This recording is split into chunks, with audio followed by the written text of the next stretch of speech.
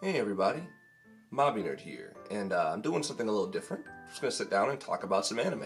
Yeah, I know.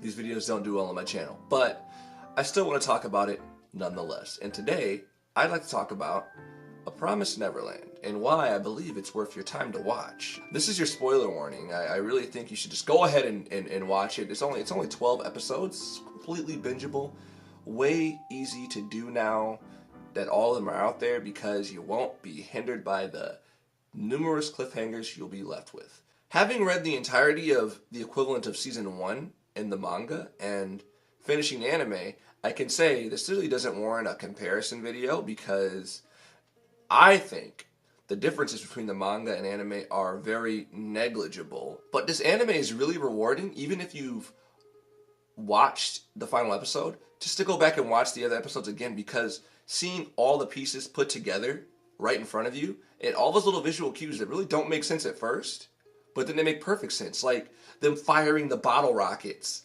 and the fact that the children of the orphanage already began to learn the truth by the episode where they're talking to Sister Cronin. That's crazy to me, you know? Those little details.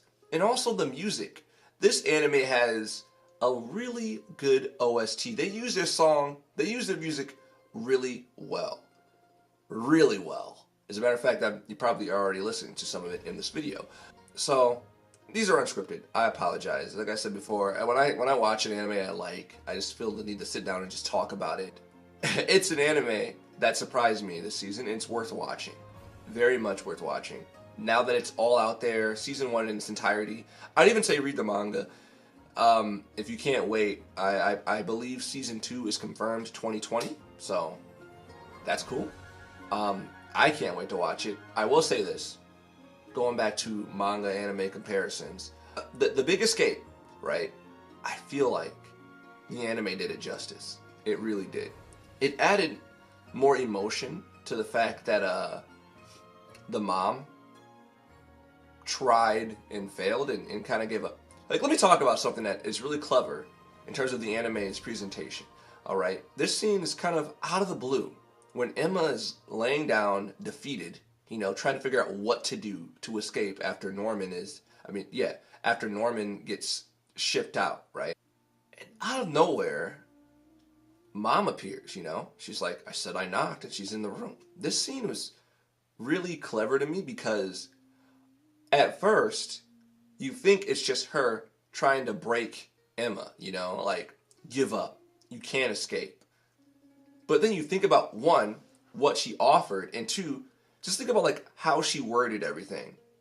In a weird way.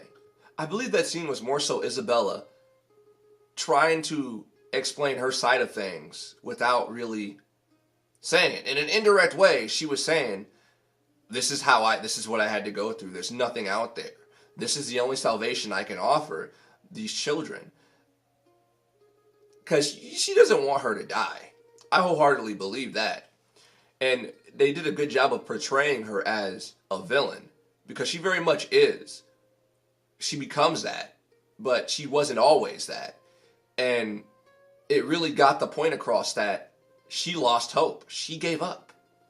And she's telling Emma to do the same.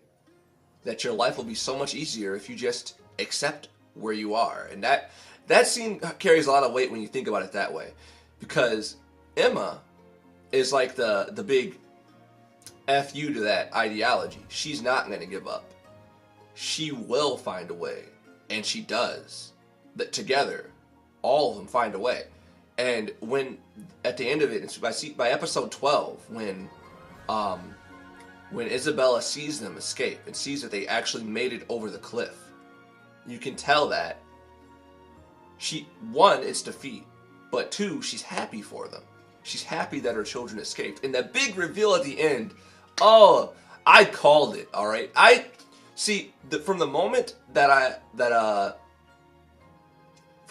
that Ray said he does not suffer from infantile amnesia, I believe is what it was called, and the fact that he was humming that song, I knew it. Because earlier on, way early on, I think in the first episode, Isabella, she's humming that tune. And one of the children asked, like, that's a pretty song. Where'd you learn that from? I'm not mistaken. I could be wrong. This is going off memory, unscripted. But then then Ray's humming it. And I'm just like, maybe she taught it to him? But now it all became clear. They look alike, all right? That reveal was awesome. That was really well done. Some people were commenting like, oh man, but the anime changed the fact that the monsters said they would eat any of the people that weren't high quality. I'm pretty sure killed and eat, same thing. They're going to kill them. Logic dictates they're probably going to eat them. They're not going to eat them while they're alive. That's just people being nitpicky. Same thing with Sister Krone's death. Some people believe that she was done a lot more justice in the manga, but I actually beg to differ. I think that both of them are pretty on par. Again, this is my opinion, so put your pitchforks down if you were a big avid reader. I feel as though the missing dialogue about the sky being beautiful is everyone's biggest nitpick, but they got that point across. Like, why would they pan up to the sky and show it so vividly if she wasn't thinking that? What I like is when animes show, don't tell. And that was the big case of showing and not telling. You don't always need some inner monologue of somebody saying something when the visual cue is enough to portray that. It becomes more tropey. I'm really glad that they didn't do that. That was a smart move. Same thing with, and this is off topic, One Punch Man. The scene where he gets uppercut to the freaking moon. There's all these thought bubbles going on in that scene, whereas in the anime, it's complete silence. You don't need to see what he's thinking because you're thinking it too. I just got punched to the freaking moon. Whoa.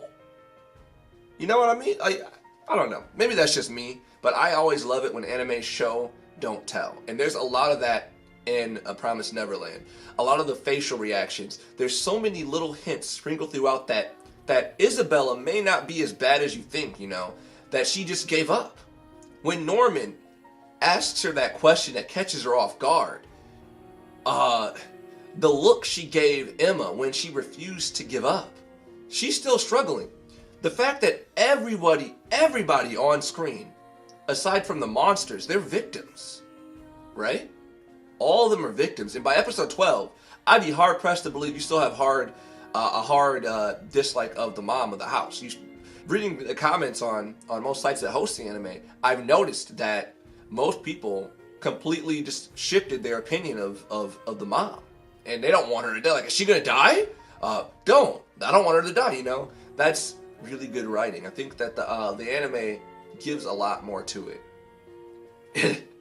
This whole video just became me, like, ranting about that. But that's what this is about. I'm just talking about the anime. It's kind of spoilery, but I gave a spoiler warning at the beginning. But, yeah, it was a good anime. Go watch it. It's good. Anyways, I'm Mobby Nerd. This was just a little rambling rant video about The Promised Neverland. Should you watch it? I told you right from the beginning, go watch it. I'll see you guys next time. Bye. Your life, this is your night, shine.